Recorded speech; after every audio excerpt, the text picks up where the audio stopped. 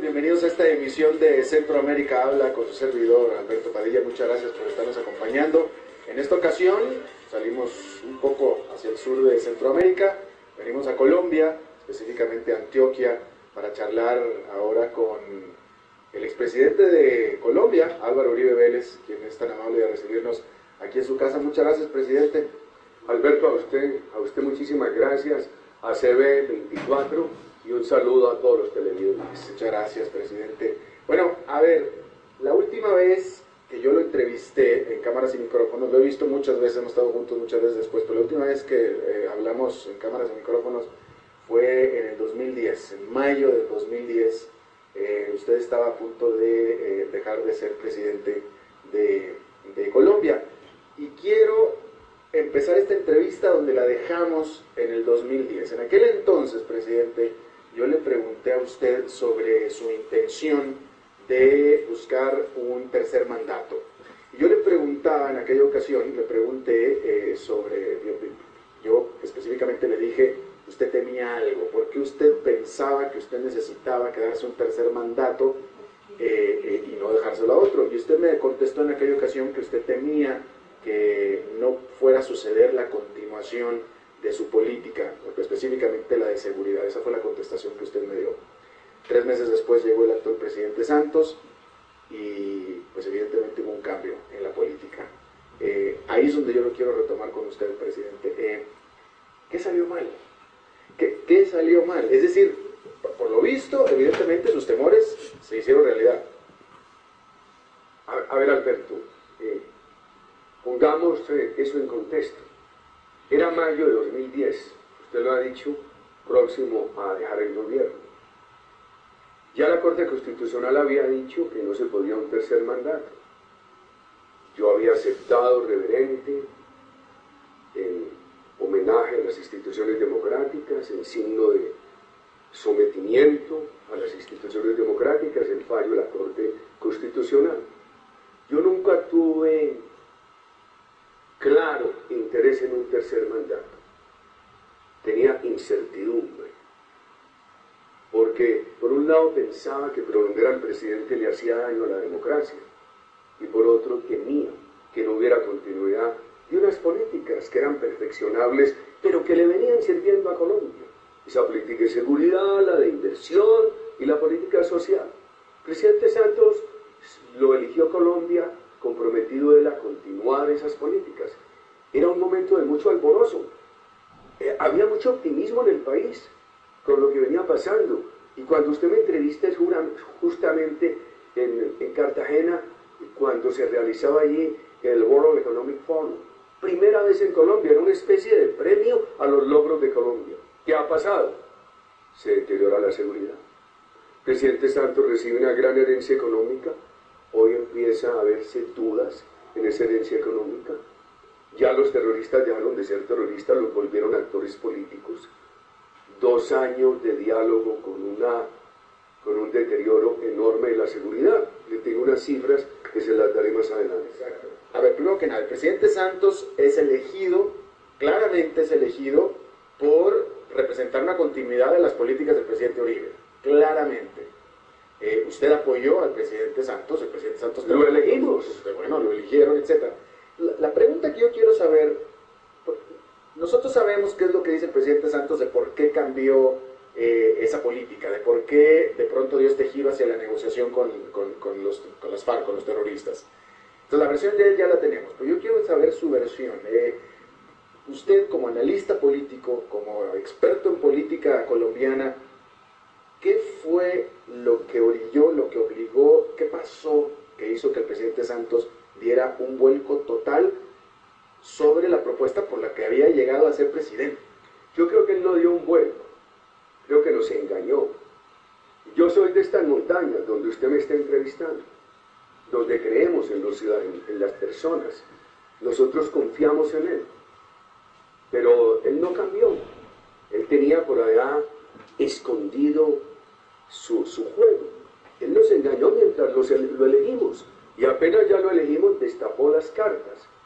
Nosotros nunca nos hemos opuesto a la negociación.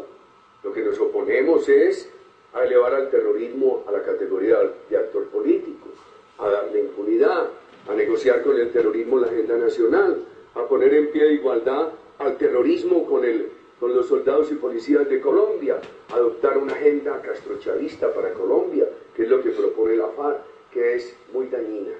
Usted apoyó al presidente Santos, es decir, usted dice que el presidente Santos tenía sus cartas escondidas. Ahí le falló el cálculo político, no lo pudo ver, presidente, usted trabajó con usted, era... No lo pude ver, Alberto, y la equivocación ante la historia sería mía, que por confianza lo apoyamos. Él no cambió, él escondió lo que era un momento, durante unos días, mientras lo elegíamos. Ya, una pregunta, si su política, vamos a hablar de su puesto, si su política de seguridad democrática hubiera sido adoptada plenamente por Santos, ¿tendríamos hoy paz en Colombia? Sí. Ya de hecho la estábamos disfrutando cuando usted me entrevistó en 2010.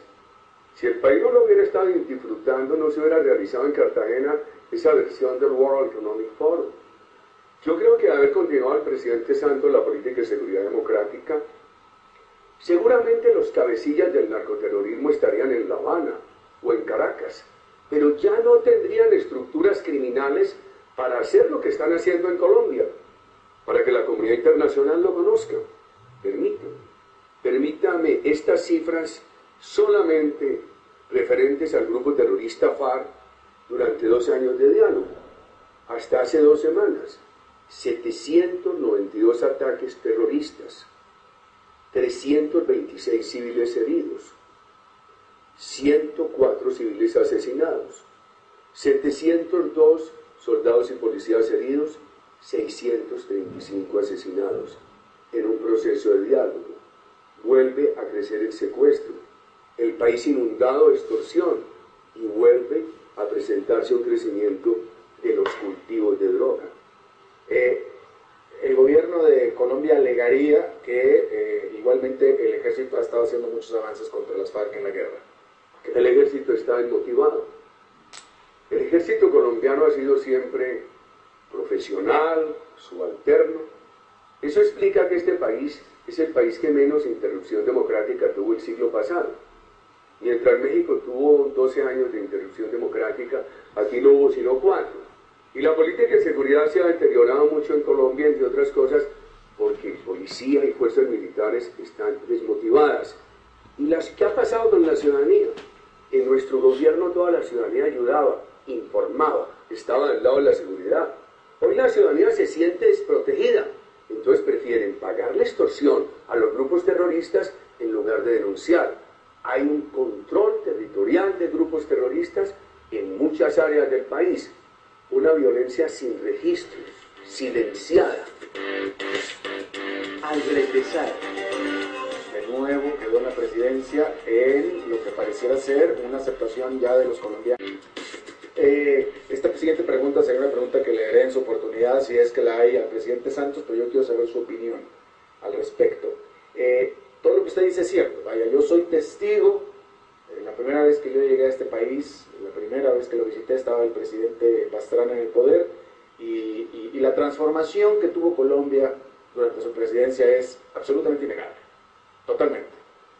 Entonces yo le pregunto a usted, ¿qué tuvo que haber pasado, usted como analista político, qué tuvo que haber pasado por la mente de alguien que iba a ser presidente del país, como es el presidente Santos, como para dejar de lado una política, la política de seguridad democrática altamente efectiva, como usted lo acaba de decir, porque era efectiva, y tomar el riesgo tan grande de cambiar de rumbo? Él nos engaña, y por engañarnos se quiere engañar a él, porque dice que lo ha continuado. Pero lo que hay es un gran deterioro en todo el país. Pero hay una pudo haber explicación pasado. Algunos dicen, algunos analistas políticos dicen la vanidad. Santos no quería quedar entre la historia como el continuador de unas políticas.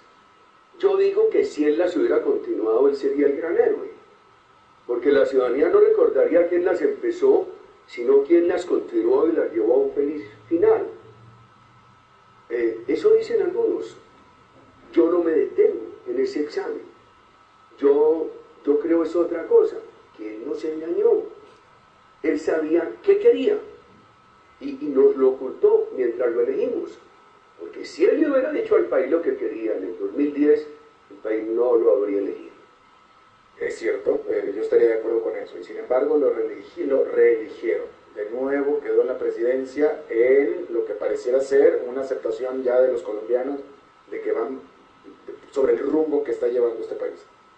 Por un margen muy estrecho, con todas las trampas, se ganó el apoyo de la extrema izquierda, que lo utilizan como idiota útil, como lo utiliza Maduro en Venezuela. La extrema izquierda, como Maduro, en el fondo no confían en él. Simplemente lo utilizan como un idiota útil que puede permitir que la extrema izquierda con la FARC se tome el poder en Colombia en el año 2018. El gobierno gastó enorme cantidad de dinero, irregularmente. Hay que ver las cifras de la Contraloría General de la Nación sobre el gasto publicitario de este gobierno. Hubo 690.000 votos impuestos por la FARC a sangre y fuego. Si eso hubiera ocurrido en una elección mía, no me habrían dejado posesionar. La FARC en muchos sitios del país le dijo a los ciudadanos: o votan por Santos o los matamos. Una victoria estrecha, llena de irregularidades. Ya han pasado 4 años, presidente, y yo como visitante, como extranjero, pero como alguien que conoce Colombia y que quiere mucho este país, tengo que decirle que me duele muchísimo la división que ha habido en Colombia desde entonces. Cuando usted era presidente, Colombia era los colombianos eran unos solos, eran unidos, era un país súper unido, súper orgulloso de su país. Y en estos 4 años es un país totalmente dividido, así es como lo veo yo como extranjero, y me da mucha lástima. Yo quiero saber cuál es su responsabilidad, cuál es su papel. Primero que nada, si está de acuerdo conmigo con esta división que hay, y cuál es su responsabilidad, su papel sobre eso. Podría decirse, bueno, Uribe, en lugar de haber permanecido activo en la política, debió haberse quedado callado y el país no estuviera dividido. Eso podría jugar en mi contra. Pero, sinceramente, con lo que está pasando en el país, yo digo, siquiera abrimos los ojos a tiempo. Siquiera empezamos una oposición a tiempo. El problema de Cuba a finales de los años 50, el problema de Venezuela a finales de los años 90 y de principios de la primera década de los 2000 es que no hubo oposición a tiempo. Por fortuna en Colombia hoy, y muchos me critican, he perdido por supuesto apoyos, pero hay una oposición del establecimiento democrático oportuna, a tiempo. Usted está, por tanto, convencido de que lo que está sucediendo actualmente, su papel como oposición, es lo que a Colombia le conviene, es lo mejor para Colombia. A riesgo de errores humanos míos. Yo soy de esta condición humana. Yo creo que es bueno decirle al país, mire, este gobierno ha derrochado una gran herencia económica, miren las cifras. Este gobierno está negociando una agenda de legalización de droga con el cartel de la cocaína más grande del mundo. Este gobierno está negociando una agenda de afectación de la libertad productiva con un cartel de droga que sigue las orientaciones del castrochavismo. Este gobierno está dando la impunidad a un grupo que entre 1998 y el año 2003 secuestró 14.794 personas. Yo creo que decirle eso a los colombianos en nombre de una oposición, yo creo que es importante decirlo. De otra manera nos llevarían segatones a entregarle el país a la FARC. Hábleme un poquito de eso, porque la imagen que tenemos en el exterior, después de todos estos años que se llevan de negociaciones en La Habana, etc., la imagen que tenemos es que las negociaciones van en camino y que se va a firmar una paz en Colombia y que por tanto ya se acaba la guerra civil y Colombia va a ser un país pacífico. Esa es la imagen que se tiene afuera. Yo le pregunto a usted, ¿cuál es el problema con esto?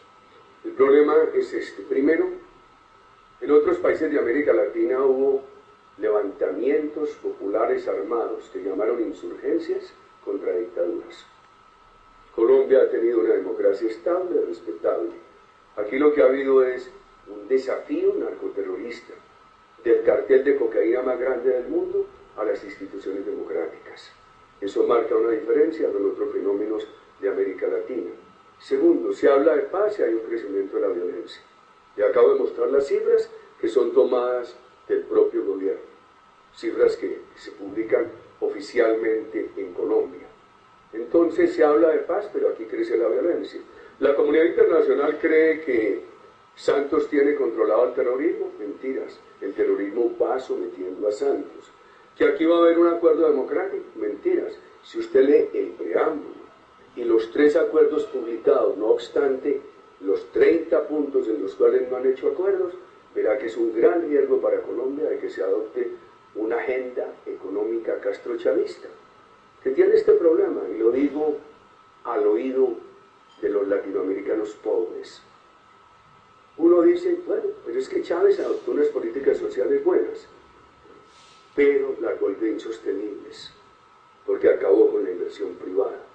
Si aquí le imponen esas restricciones a la inversión privada, que van apareciendo el preámbulo de los acuerdos entre el gobierno y la FARC, este país de 47 millones de habitantes estará condenado a estar siempre pobre.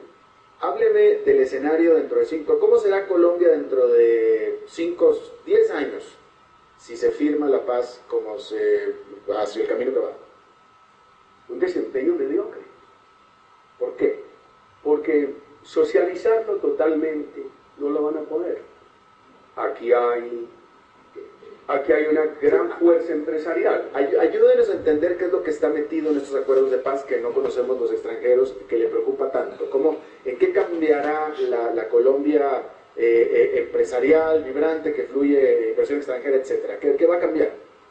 Si usted lee el preámbulo suscrito entre el gobierno y la FARC, hay el compromiso de revisar todo el modelo económico.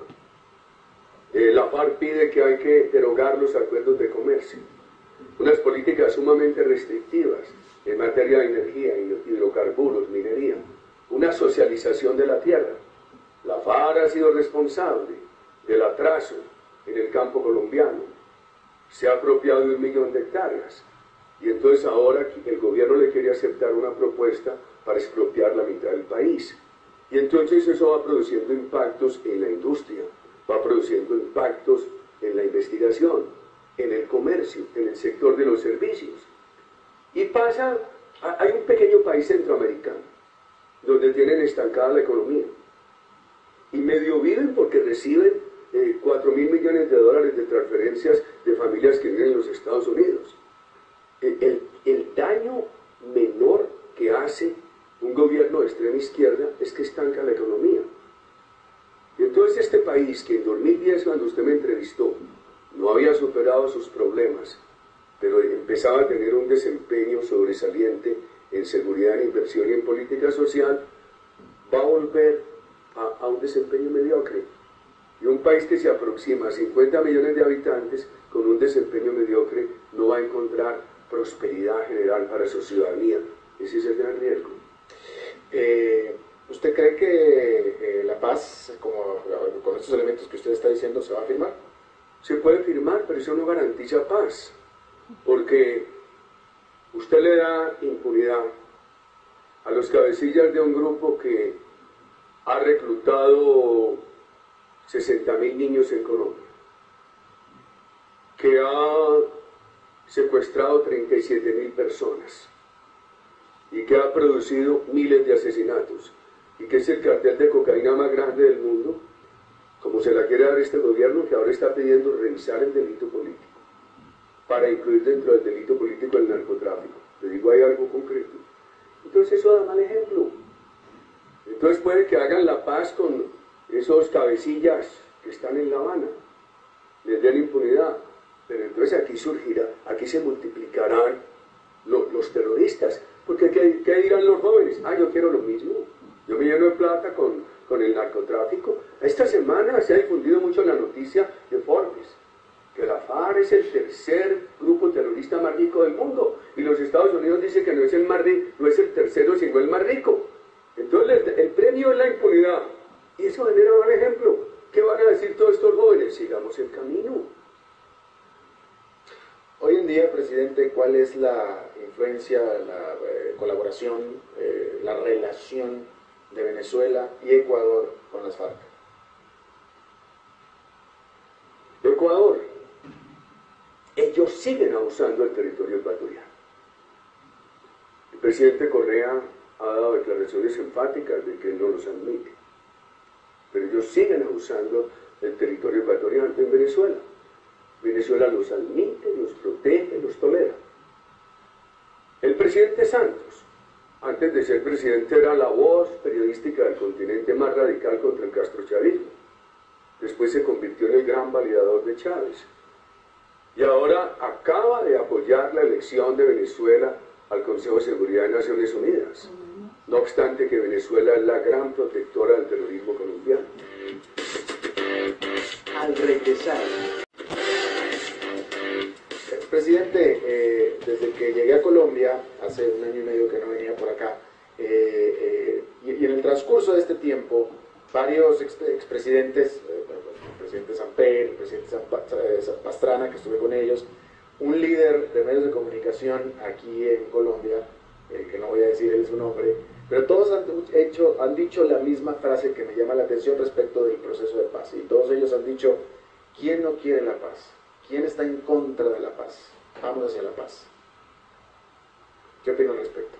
La verdad es que todos queremos la paz. El problema es que la estábamos logrando y Santos nos lleva por el camino equivocado. Mire, Alberto, en la prensa europea hay una gran equivocación. Dicen, no es que Colombia pasó de la guerra de Uribe a la paz de Santos. Primero, uno no puede confundir en el Estado de Derecho, en la democracia, la seguridad con la guerra. Aquí no ha habido guerra. Aquí ha habido un esfuerzo de seguridad del Estado contra una amenaza narcoterrorista. Segundo, lo nuestro no era exclusivamente seguridad. En lo nuestro había reinserción generosa pero sin impunidad. De hecho, se reinsertaron 53.000 terroristas en esa época. Tercero, en lo nuestro había inversión pero también política social. Nosotros hemos tenido esta idea que yo la quiero compartir con usted nuevamente y con todos los televidentes de Centroamérica y de nuestro país. Para nosotros la inversión y la política social tienen que ir de la mano. La política social es un gran validador de la inversión y la inversión es una fuente de recursos para la política social. Lo nuestro era una proposición democrática integral y hoy la simplifican, ¿no? Es que Uribe era guerra y Santos es paz, cuando el resultado es todo lo contrario. Por ahí vi un Twitter que dice: prefiero la guerra de Uribe, donde vivíamos en paz, que la paz de Santos, donde vivimos en violencia. Claro. Me queda claro que gran parte de la prensa de Colombia ha sido muy, muy severo con usted. Eso es un hecho. Pero uno de los datos, uno de los comentarios que he recibido es que la prensa, los medios de comunicación aquí en Colombia, bueno, que son manipulados, uno, dos, sobre todo, que no informan sobre muchos de los hechos que están haciendo las FARC. ¿Es cierto eso? ¿Cuál es su opinión? Mire, yo he respetado la independencia de los medios de comunicación de Colombia. Antes de hablarle de lo actual, le digo de lo mío.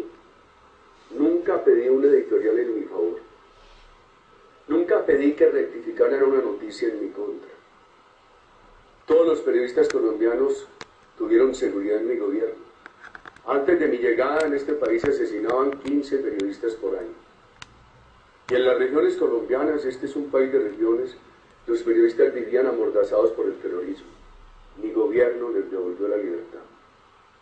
Muchos que vivían en el extranjero pudieron regresar a Colombia, disfrutar la seguridad de mi gobierno y todos los días maltratar a mi gobierno con sus comentarios, sus columnas, sus programas.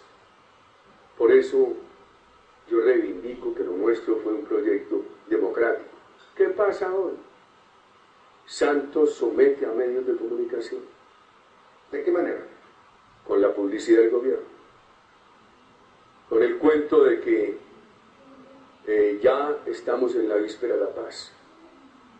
Santos somete a los medios de comunicación con la amenaza de venganza. Este gobierno ha hecho algo que en Colombia no se conocía. Una empresa critica a este gobierno y este gobierno toma venganza, que en materia tributaria, que en una u otra decisión.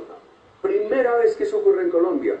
Hábleme de un caso en concreto. Los gobiernos que yo conocí en Colombia no utilizaban esos mecanismos de vengarse vía impuestos, vía decisiones con la empresa privada. Hábleme de un caso en concreto. No muchos inversionistas extranjeros, nacionales, se lo cuentan a uno, lo dicen, piden mucha reserva por temores. Es un país que tiene unos sectores atemorizados frente al gobierno y otros sectores manipulados con el dinero.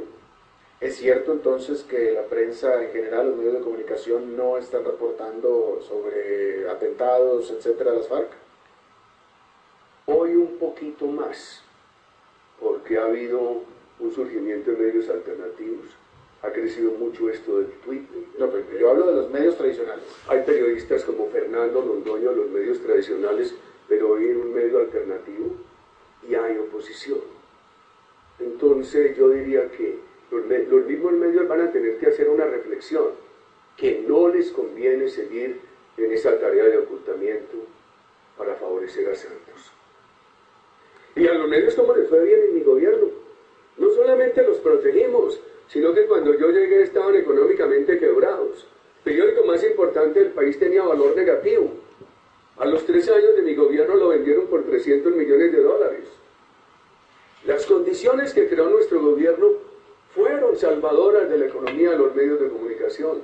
Pero sin embargo, han sido bastante, esta es opinión personal, a la distancia, pero me parece que han sido bastante viciosos contra usted, bastante severos. Así son, y nunca les reclamé. Y yo no tengo más medio que este Twitter, o de pronto canales generosos como ustedes, de CB24, que me hacen esta entrevista y que me dará mucho gusto procurar que mis compañeros del Centro Democrático la difundan en Colombia.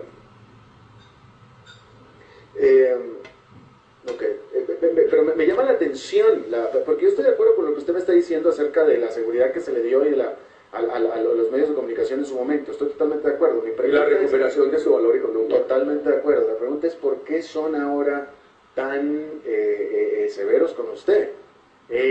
Que al margen, después vamos a hablar si quiere, vamos a hablar sobre si tienen razón o no tienen razón, me parece que son particularmente duros.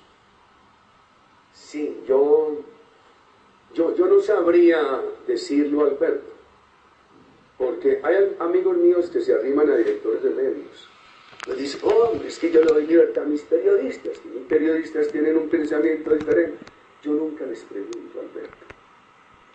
Poco me he interesado en eso. Así como no me preocupé en el gobierno por manipularlos, por pedirles rectificaciones, tampoco me he preocupado ahora. Pero usted durante su gobierno tuvo encontronazos con la prensa, presidente. Usted no. Encontronazos, discusiones, pero nunca restricciones de su libertad. Nunca los llamé a pedirles que rectificaran una columna, un editorial, que me hicieran un elogio. Discutía con un periodista. Varios. Sí. No con muchos, no con más de 2 o 3, y son miles. Ya. Ahora este país tiene una particularidad. Tiene unos medios de comunicación en Bogotá, de alcance nacional, pero todavía por fortuna tiene una muy fuerte extensión de las comunicaciones en las regiones. Esas comunicaciones en las regiones y aún las locales de Bogotá han sido mucho más comprensivas con lo que hizo nuestro gobierno. Al regresar, volvamos un poquito al tema de las FARC. Usted mencionaba que la revista Forbes se ponía como el tercer grupo criminal más rico del mundo. ¿Se ha fortalecido las FARC durante este tiempo? Indudablemente. ¿Han comprado armas, etcétera? Indudablemente. En el gobierno nuestro bajaron de 30.000 efectivos a 6.800. Hoy se habla de 8.000. Aceptemos que estén en el mismo número. Si el programa hubiera seguido, y no era tanto dándoles de baja, era produciendo la deserción, no deberían tener hoy más de 800 o 1.000. Ya debería estar desmontada esa estructura criminal, con 2 centenares en el extranjero refugiándose. Claro que se han fortalecido. En el gobierno nuestro no posaban como actores políticos. Hoy son artistas de la prensa y de la televisión todos los días de la vida desde La Habana. Hoy ya no aparecen como unos sanguinarios, sino como unos políticos en discurso. Qué grave eso. Dígame, esta pregunta la hice en El Salvador cuando estuve ahí, porque como usted sabe, ahora el presidente de El Salvador es alguien del FMLN ELN, que fue guerrillero en su momento. Pregunta, esta paz que se está negociando, según entiendo, tiene algunos elementos de inversión política de estos miembros de las FARC. ¿Quiere eso decir que entonces gente, personas que mataron gente, que tomaron un arma y mataron gente, pusieron bombas, plantaron bombas, gente que tiene manchadas las manos de sangre, van a ser actores políticos, van a ser senadores, van a ser políticos de elección popular en Colombia? ¿Es cierto? ¿Qué hemos dicho nosotros? Consecuentes con lo que fue nuestro gobierno. Si la base guerrillera se reinserta y en aras de que reinsertarlos hay que darles indulto, amnistía, elegibilidad política, déselo, pero dárselo a los cabecillas es muy mal ejemplo. ¿Qué le dice usted a las nuevas generaciones y trae al Congreso de Colombia a los cabecillas responsables de 37.000 secuestros? Del carro bomba al Club El Nogal de Bogotá, del asesinato de los diputados de Cali, en esta tierra, del asesinato del gobernador y del ministro de Defensa, a quienes estuvieron secuestrados durante meses en las condiciones más oprobiosas. Por eso nosotros decimos, denle todas las posibilidades a la base, a los cabecillas, si se quiere denle sentencias reducidas, pero nunca impunidad, nunca elegibilidad política. Y hoy el gobierno ha tenido este problema. La Corte Penal Internacional le dijo al gobierno que les tenía que dar cárcel. Así hubiera una tasación distinta de la sentencia. Y entonces el gobierno ahora dice que hay que cambiar la posición de la Corte Penal Internacional. Y ahora el gobierno dice que hay que redefinir el delito político, porque lo que quieren es introducir todos estos crímenes atroces como componentes del delito político. Muy grave, Alberto, así no habrá paz. Imagínese usted que entonces al responsable de 37.000 secuestros le van a decir que no, que puede ser simplemente un insurgente político. ¿La sociedad colombiana está lista para eso? Te pregunto porque a mí, por eso hice el caso de El Salvador, a mí en lo personal me causa problema tener como presidente, como líder político, a alguien que no solamente ordenó la muerte de otra persona, sino que lo hizo con sus propias manos. Y han parado la economía de El Salvador.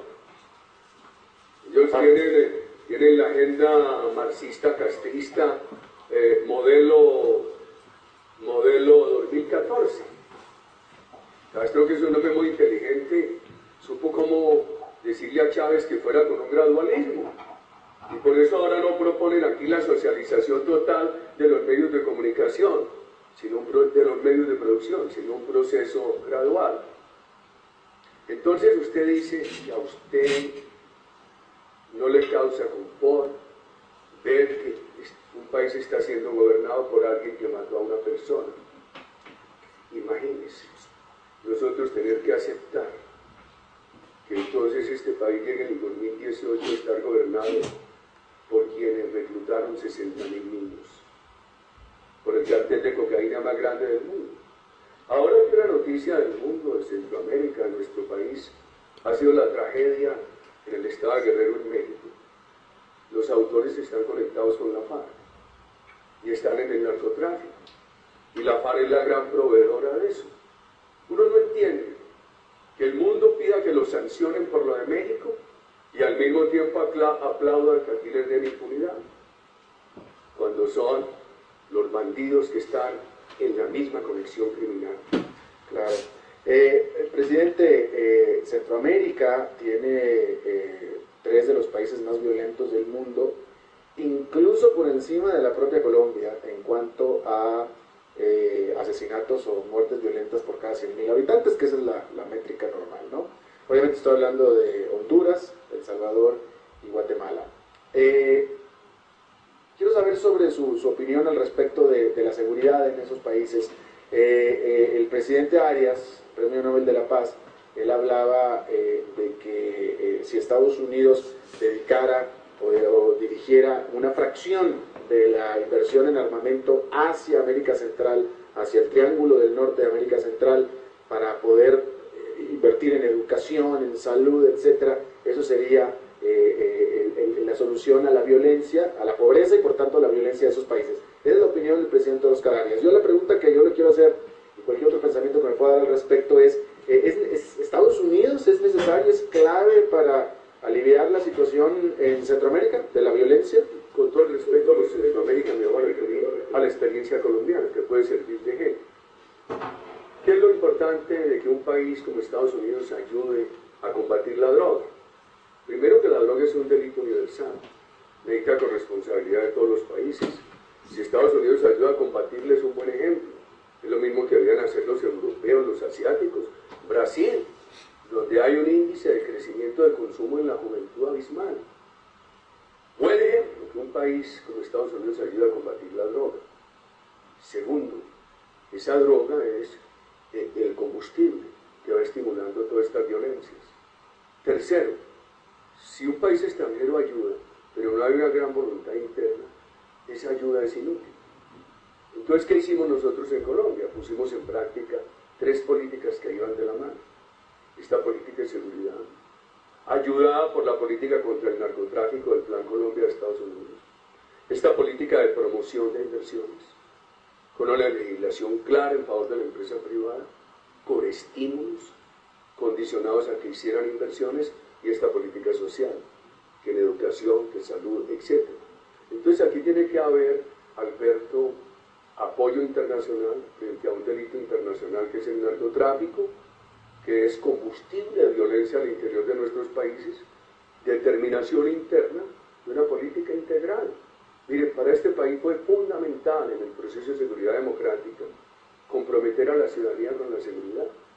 Nosotros llegamos a tener 4.600.000 colombianos que en lugar de someterse al terrorismo, al narcotráfico, y ayudaban a las Fuerzas Armadas como informantes, sin armas, con un teléfono celular, con algún sistema de comunicaciones. Uno de los problemas es que hoy eso está desmontado. En un país en el cual no hay una gran decisión del gobierno frente a la seguridad, no hay una normatividad que estimule la empresa privada, no hay unas políticas sociales que vayan mostrando resultados, y no haya un gran compromiso de la ciudadanía con la seguridad, por más que haya inversión extranjera, es infructuosa, o ayuda extranjera. ¿Cuál es su opinión respecto a la legalización de las drogas, de la marihuana en este caso? Mire, en este momento hay una discusión en el Congreso de Colombia para permitir la marihuana para usos terapéuticos. Primero, lo que uno lee en la literatura universal es que es más dañina que remedial. Segundo, lo que uno ha vivido en su vida es que los compañeros de juventud que se entusiasmaron por la marihuana terminaron con una gran afectación de sus condiciones intelectuales. Tercero, un alto porcentaje de quienes consumen marihuana termina en las otras drogas más fuertes. Cuarto, si el mundo viene de para atrás frente al cigarrillo,